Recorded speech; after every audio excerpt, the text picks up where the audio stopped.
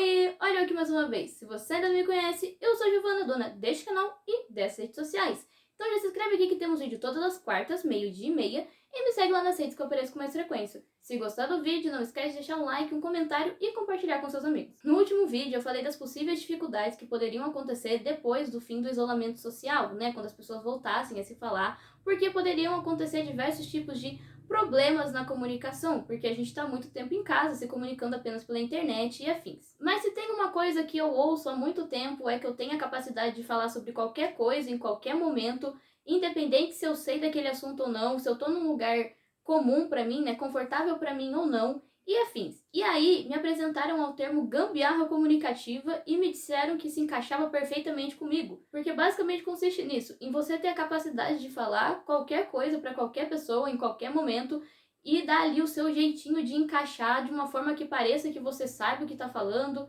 e que você tá num cenário confortável.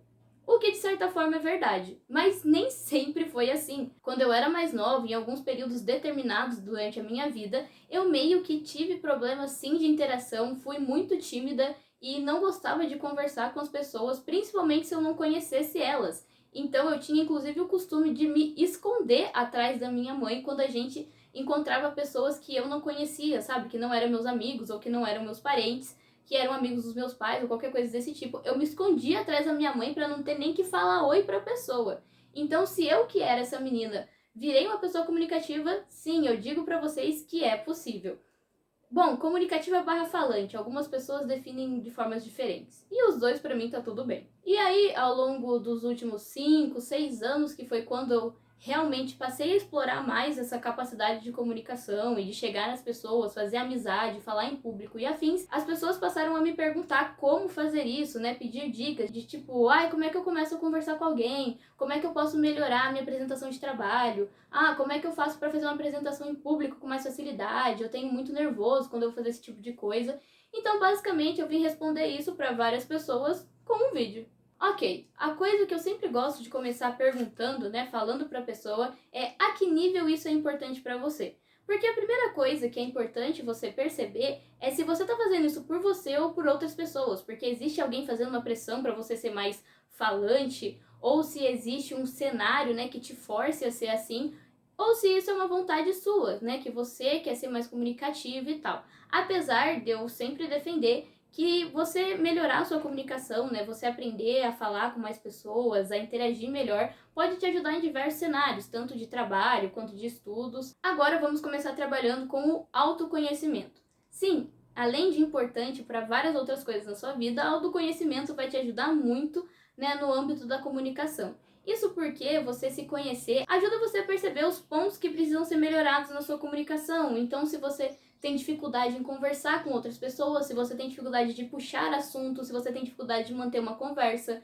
se o seu problema é quando você tem que falar para grupos muito grandes, né, então apresentar um trabalho, discursar em público ou alguma coisa desse tipo, se o seu problema está relacionado com algum trauma que você já teve, então alguma vez que você falou com alguém e a pessoa foi grossa com você ou a pessoa não te ouviu e isso criou um bloqueio, então já te ajuda bastante a saber com o que você vai ter que trabalhar. Tá, agora o segundo ponto que é extremamente importante para você estabelecer uma boa comunicação é a confiança. De novo, confiança é importante em vários âmbitos da sua vida e na comunicação ela é meio que essencial. E eu sei que às vezes ela falha, às vezes a gente não consegue ser confiante, mas ela é um ponto muito importante porque ela vai te ajudar a meio que ter coragem, né, de fazer as coisas. Então você precisa ter confiança no que você está fazendo para você se sentir confortável naquele cenário. Então, se você não tem confiança em falar em público, né, em segurar um microfone, olhar para uma plateia e falar com aquelas pessoas, vai ser muito mais difícil de você fazer aquilo. Se você não tem confiança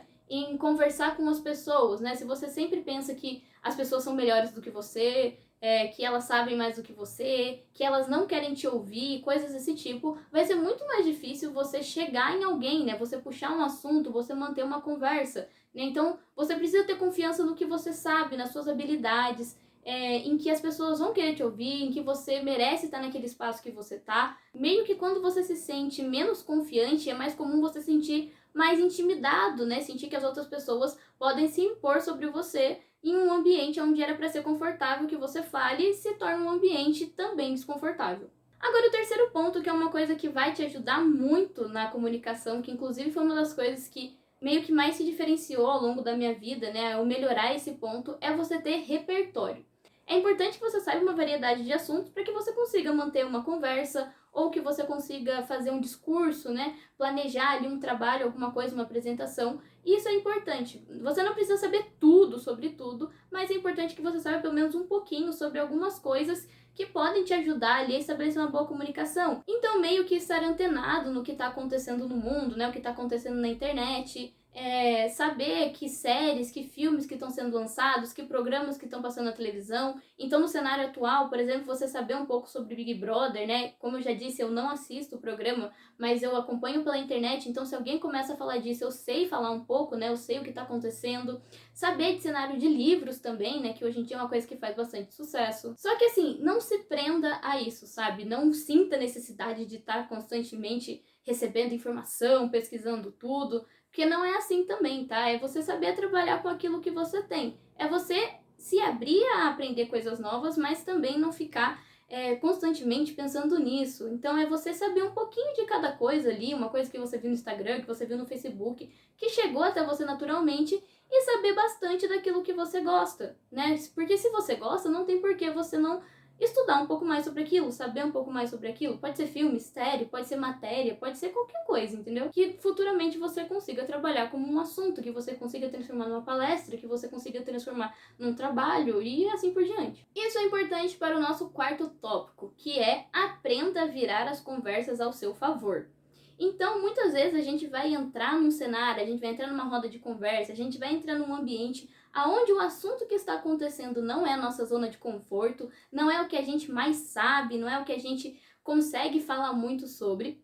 E isso pode causar uma situação bem desconfortável, né? Então, uma das coisas que eu digo é que uma das melhores coisas que você pode aprender, desenvolver como habilidade, é virar um cenário ao seu favor. Então, é você chegar numa rodinha de conversa onde estão falando de uma coisa que você não gosta ou que não é muito a sua praia, e então introduzir um assunto que você gosta, né? Puxando ali daquele assunto que eles estão já conversando, trazendo mais para um lado que seja confortável para você. Isso não significa que você vai cortar o assunto deles, que você vai interromper aquelas pessoas e afins. Isso significa que você vai introduzir um assunto novo que caminhe mais na direção do que você sabe, né? E assim você possa se sentir mais incluído e, de certa forma, fazer parte mais daquele grupo do que você está fazendo. O nosso quinto tópico, que inclusive te ajuda no fator confiança, é conhecimento. Sim, conhecimento é diferente de repertório. Repertório é você saber várias coisas. Conhecimento é você estudar realmente uma coisa, você saber aquilo, você saber falar realmente com propriedade de um determinado assunto. Então é meio que você saber um assunto ao ponto de que você não tenha medo de errar ele, né? De que você saiba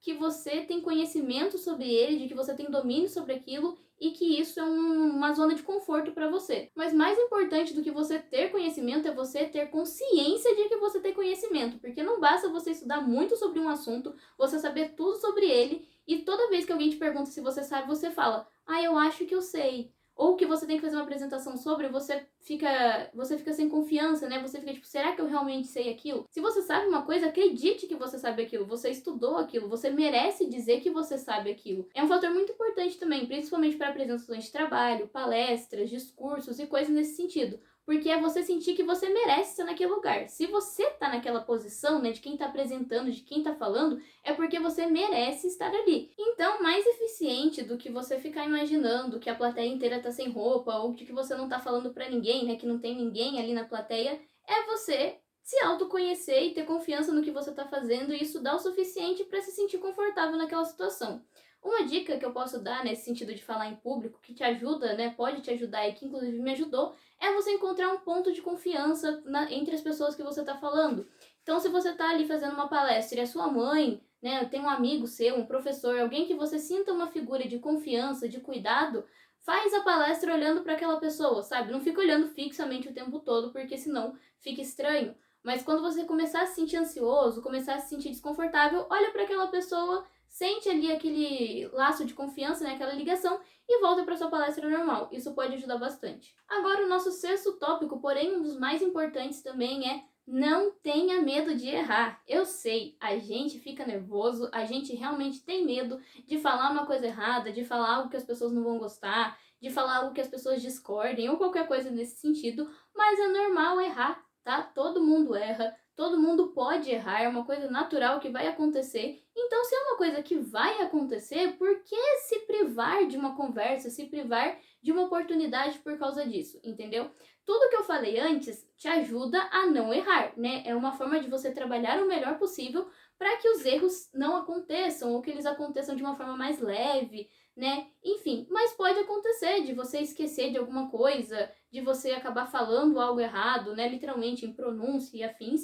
E tá tudo bem, sabe? As pessoas têm que entender que todo mundo é humano e humanos erram, e você também tem que entender e parar de se punir por causa disso. E o erro não é necessariamente só seu, né? Tem medo de errar, tipo, chamando uma pessoa pra conversar e a pessoa não responde, e aí você pensa, meu Deus, foi um erro ter chamado aquela pessoa. Não, não foi. Você queria ter chamado aquela pessoa pra conversar e você chamou. A outra pessoa não respondeu, sinto muito, entendeu? Acontece, talvez algum dia ela te responda, talvez ela não te responda e tá tudo bem. Não quer dizer que você tem um problema, que você tem errado, né? Isso aí é uma reação da outra pessoa. A gente não pode colocar as nossas expectativas em cima do outro, né? A gente tem que acreditar na gente e fazer o que a gente sente que é melhor. E agora o outro vai reagir da forma que ele achar melhor. O nosso sétimo tópico, que inclusive pode te ajudar nesse contexto de medo de errar, é o modo de falar. Isso porque cada um vai ter a sua forma, a sua característica de comunicação. Como você fala, como você gesticula. Por exemplo, eu sou uma pessoa que falo mexendo bastante as mãos e que gosto de projetar bastante a minha voz, né? Então isso, de certa forma, é uma característica do meu modo de falar. E você desenvolver o seu modo é muito importante. O cenário que você está inserido meio que também define o modo como você vai falar. Então você não vai conversar com os seus amigos da mesma forma que você apresenta uma palestra. E você não vai fazer a apresentação de um trabalho da mesma forma que você conversa com a sua família. Porque são cenários diferentes, né? Num cenário mais formal, é mais comum que você use palavras e expressões mais difíceis, né, mais sérias, que passem mais credibilidade, enquanto no cenário informal é mais comum que você use gírias, né, expressões e palavras que façam sentido naquele contexto. Então, que você use memes, que você use coisas da internet que geralmente não são usadas em um cenário mais sério, mais profissional, porque você precisa ter uma comunicação mais centrada, né, passar uma informação de uma forma mais clara. Outra coisa que ajuda muito também e que está dentro do modo de falar é a convicção. Você falar com convicção muda completamente a forma como as pessoas vão te entender e processar o que você está dizendo. Então, se você fala com confiança, se você fala com certeza sobre um determinado assunto, é mais comum que as pessoas parem para te ouvir e ainda acreditem no que você está falando. Porque se você dialoga de uma forma que pareça que você tem incerteza no que você está dizendo, que você não estudou o suficiente ou que você está com medo, passa essa sensação para as pessoas também. Então é mais comum que elas achem que você está falando algo errado, que você está falando uma mentira, que o discurso que você está trazendo não tem credibilidade e dessa forma não acreditem em você ou desconsiderem o que você está falando. Então, falar com convicção já te ajuda numa boa comunicação, porque vai fazer com que as pessoas absorvam melhor a sua mensagem do que se você falar de qualquer jeito. O nosso oitavo tópico, e que sim, tem muita influência com o modo de falar, é você saber falar e escrever. Sim, apesar de parecer uma coisa natural do ser humano, porque a gente aprende isso desde criança, conforme você vai crescendo, você percebe que isso tem uma importância muito grande e que às vezes a gente comete uns erros que meio que atrapalham bastante a nossa comunicação e podem sim ser prejudiciais. Por exemplo, o uso da vírgula. Né? Eu acho que você já deve ter ouvido isso da sua professora de gramática, mas se você coloca vírgula de uma forma errada no seu texto, você pode mudar completamente a interpretação dele. Então, vai criar uma outra relação com aquela frase, com aquele texto, e as pessoas vão entender ele de uma forma diferente da que você estava esperando, né? Se você colocar a vírgula no lugar errado. E a mesma coisa funciona na nossa pronúncia das palavras, que é algo muito importante para você se comunicar também. Isso porque se você fala uma palavra de uma forma que a pessoa não consiga entender o que você está dizendo, ou que você pronuncie ela de uma forma diferente daquela na realidade, pode fazer com que ela não se encaixe no seu discurso. Vindo aqui do futuro, do dia que eu estou editando esse vídeo, porque eu esqueci um fator muito importante dessa lista, nosso nono tópico, que é a prática. Ela é o que vai fazer você conseguir aplicar tudo isso com mais facilidade na sua vida. Então, assim como todas as outras atividades, você praticar a conversa, o discurso, a apresentação e tudo que eu disse ao longo desse vídeo é essencial para que isso se torne natural. Então, a prática pode ser inicialmente falar sozinho no seu quarto, escrever textos para você no bloco de notas. Depois, pode ser escrever texto para pessoas específicas verem, enviar áudios para pessoas próximas ou conversar com quem mora com você.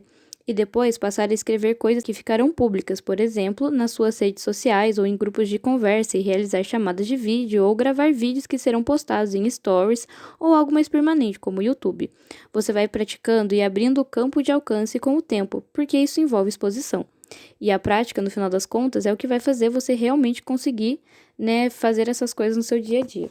Obrigada por assistir o vídeo até aqui. Espero que vocês tenham gostado. Espero que essas dicas tenham sido úteis e que vocês consigam, né, aplicá-las no seu dia a dia. Deixa aqui no comentário se você gostou, se você achou útil, se quer mais vídeos desse tipo. Não esquece de deixar o like e enviar esse vídeo para as outras pessoas para ajudar elas e também me ajudar na divulgação do canal. Até o próximo vídeo.